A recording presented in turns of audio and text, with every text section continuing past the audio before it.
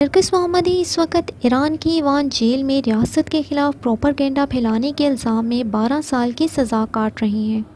Iran हुकूमत ने नरगिस मोहम्मदी को 13 बार गिरफ़्तार किया, 5 मरतबा मुजरिम करार दिया और कुल मिलाकर नरगिस मोहम्मदी को 31 साल कैद और 154 करोड़ की सज़ा सुनाई गई है। पहले ये जान लेते हैं कि 51 साला नरगिसी मोहम्मदी कौन है और इन्हें क्यों ये सज़ा सुनाई गई और अब इन्हें नोबल अमन अवार्ड क्यों मिल रहा है और अब वो जेल में भूख हड़ताल क्यों कर रही हैं।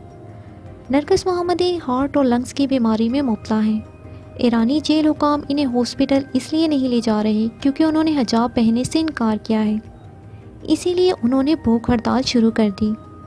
1979 में ईरान के इस्लामी इनकलाब के फ़ौरन बाद ख़वातीन के लिए पब्लिक प्लेसेस पर हिजाब पहनना एक कानून बना दिया गया।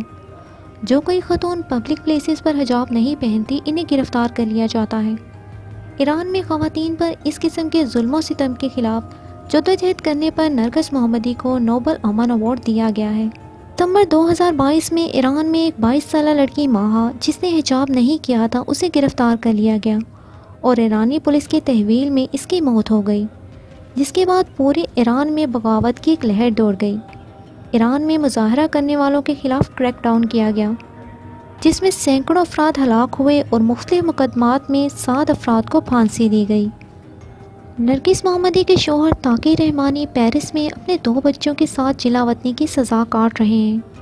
जेल से जारी एक बयान में नरगिस मोहम्मदी ने कहा कि ईरानी हुकूमत ने ख़वातीन को खौफनाक और गैर इंसानी इंतखाब का सामना करने पर मजबूर किया है, या तो लाजमी हिजाब या फिर मौत।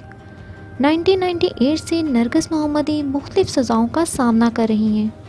अक्टूबर 2020 में इन्हें रिहा कर दिया गया था और इन पर यह इल्ज़ाम लगाया गया कि नरगिस मोहम्मदी ने रियासत के ख़िलाफ़ प्रोपेगेंडा किया है और इन इल्ज़ामात में नोबल अमन अवार्ड के लिए नॉमिनेशन भी शामिल थी, जिसे ईरान ने एक दुश्मन रियासत के लिए जासूसी समझा है। नरगिस मोहम्मदी को 2022 में लंग और हार्ट की बीमारी की वजह से हॉस्पिटल दाखिल करवा दिया गया। इनकी सर्जरी भी की गई और इन्हें फिर वापस जेल ले जाया गया। इनके शौहर के मुताबिक नरगिस का दिल के माहिर के डॉक्टर से मेडिकल अपॉइंटमेंट था, लेकिन ईरानी पुलिस हुकाम ने हिजाब ना पहनने की वजह से ये अपॉइंटमेंट रद्द कर दिया। अभी हाल ही में ईरानी अरकान पार्लियामेंट में एक बिल पास किया गया है, जिसमें पब्लिक प्लेसेस पर हिजाब पहनने से इनकार करने वाली औरतों को भारी जुर्माना आयद करने की मंजूरी दी गई है। ईरान में ख़वातीन तलीमी ओहदों से लेकर आला सरकारी तकरीरियों पर फायज हैं, लेकिन इन्हें सख्ती से कंट्रोल किया जाता है कि वो पब्लिक प्लेसेस पर हिजाब के कानून पर अमल करें। अभी हालिया चंद सालों में ख़वातीन ने इस कानून के ख़िलाफ़ एहतजाज किया है और हिजाब उतार कर रोड पर लहराए हैं। ईरान के 80 मिलियन से ज़्यादा अफराद वाली कंट्री में सिर्फ चंद लोग ही इस एहतजाज में शामिल हुए। ईरान के कानून के मुताबिक पब्लिक प्लेसेस पर हिजाब ना पहनने वाली औरतों को जुर्माने और कैद का सामना करना पड़ सकता है और ये कैद बढ़ सकती है इस इल्ज़ाम के साथ कि उन्होंने रियासत के ख़िलाफ़ बगावत की है। रियासत का ये कानून तोड़कर हिजाब ना पहनने वाली औरतों को कम से कम 10 साल कैद की सज़ा सुनाई जाती है।